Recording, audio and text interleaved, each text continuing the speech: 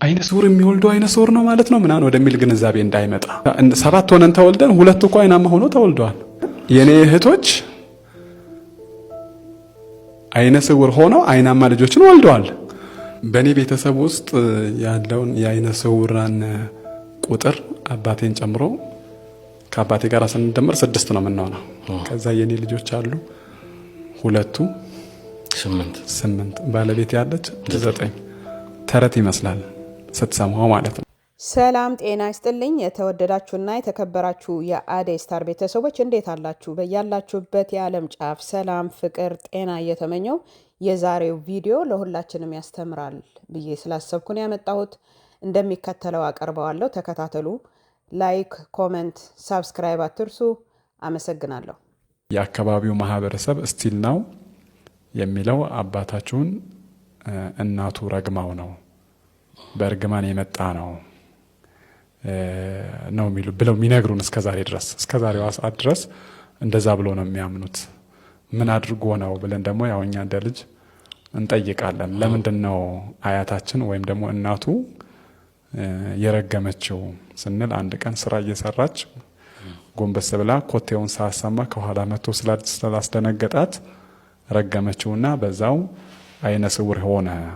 በዋናነት ከዚህ ቪዲዮ ልንማርበት የፈለኩት እርግማን ይደርሳል እያልን የተነገረን ያደግነው ብዙዎቻችንም እርግማን ይደርሳል ብለን እናምናለን።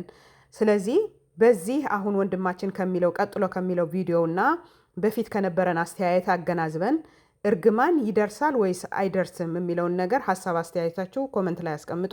ወደ ቪዲዮ እንቀጥላለን። አመሰግናለሁ። 5ታችን አይነ ስውራን ሆነን የተወለድነው። የኔ ታላቅ ወንድም 1990 ላይ ሰበታ መርሐውራን ነበረ የገባው። እኛ እድሜያቸው አልደረሰም ተብለን ነው 1991 የገባነው፣ ሁለታችን ማለት ነው። የኔ ታናሽ እህት ምንም እንኳን ቲኔጀርን ብትሆን አብረው ይሆኑ፣ ሁለቱም ትንንሾች ስለሆኑ አብረው ይሆኑ ተብሎ እንደ ትብብርም ነው አብረን የገባነው ማለት ነው ሻሸመኔ። እና እኛ ቤት አይነ ስውርነት ብዙ ለኦዲየንስ ሊያስቸግር ማለት ሊደንቅም ሊገርምም ይችላል። 5 ነን። ከየት መጣ ምናልባት የሚል ጥያቄ ምናልባት ታነሳ ትችላለህ። እናትም አባትም ከአባታችን ነው አይነ ስውርነትን የወረስነው እኛ። አባታችን አይነ ስውር ሆኖ ነው የተወለደው። ያንንም ያወቅኩት ያው በሕክምና ከዶክተሮች ነው እንጂ የአካባቢው ማህበረሰብ ስቲል ነው የሚለው አባታችሁን እናቱ ረግማው ነው በእርግማን የመጣ ነው ነው ብለው የሚነግሩን እስከዛሬው ሰዓት ድረስ እንደዛ ብሎ ነው የሚያምኑት። ምን አድርጎ ነው ብለን ደግሞ ያው እኛ እንደ ልጅ እንጠይቃለን። ለምንድነው አያታችን ወይም ደግሞ እናቱ የረገመችው ስንል አንድ ቀን ስራ እየሰራች ጎንበስ ብላ ኮቴውን ሳሰማ ከኋላ መጥቶ ስላስደነገጣት ረገመችውና በዛው አይነ ስውር ሆነ። አይነ ስውር ደግሞ የሆነው ከ17 ዓመት በኋላ ነው ብለው ስቲል ነው ያወራሉ አካባቢው ላይ ማለት ነው። ግን ያው እንትኑ ሲታይ እውነታውና ትክክለኛ ነገሩ ምንድነው? በዘር የሚተላለፍ አይነ ስውርነት አለ። እዚህ ጋር አሁን ማህበረሰቡም እንዳይሳሳት ሁሉም አይነ ስውርነት በዘር ይተላለፋል ማለት አይደለም። አይነት አለው። እንትኑ ሞራ ነው።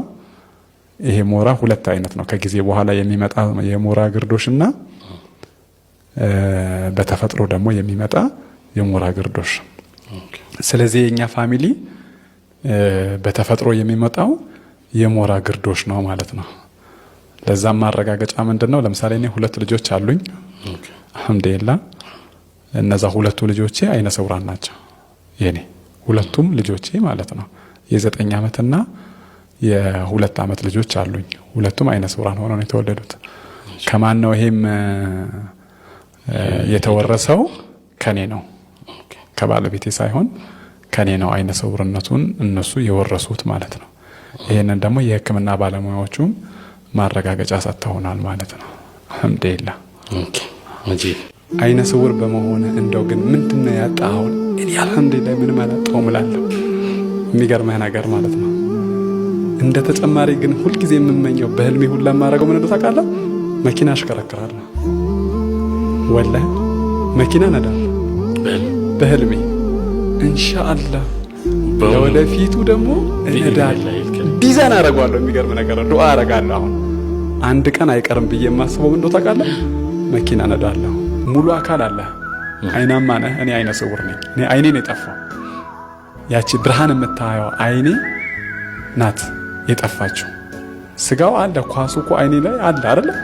እኔ አይነ ስውር ለመባሌ እናንተ አይናሞች ስላላችሁ ነው። እናንተም ደግሞ አይናማ የተባላችሁት እኔ አይነ ስውሩ ስላለው ነው። አይደንቅህም?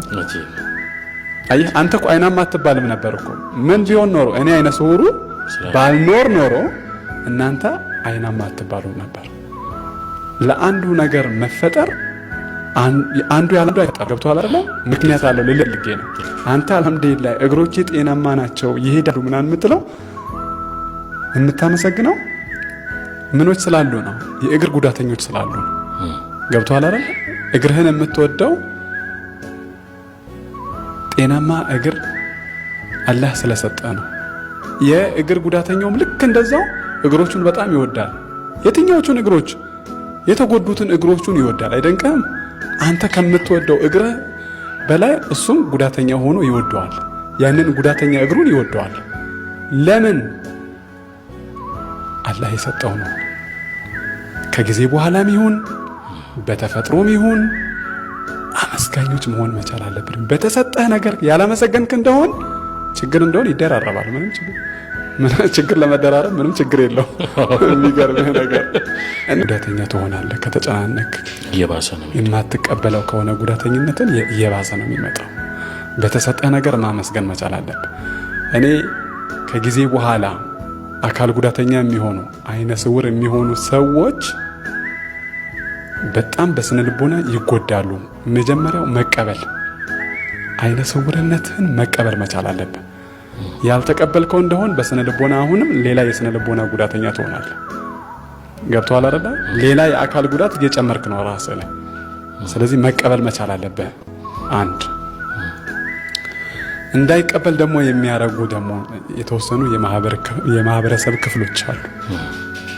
ይሄ የማህበረሰብ ክፍል ግንዛቤ ያስፈልጓል። ደጋግመን ልንነግረው ይገባል። አካል ጉዳተኛ ሆኖ እንደ አካል ጉዳት አልባው አካል ጉዳተኛውም የትኛውንም ነገር ማከናወን፣ መፈጸም፣ ማድረግ ይችላል የሚለውን ነገር ደጋግመን ልንነግረው ይገባል። መንገድ ብቻ አይደለም። እኛ አካል ጉዳተኞች ለአካል ጉዳት አልባው ሰርተን ማሳየት መቻል አለብን ብዬ አስባለሁ።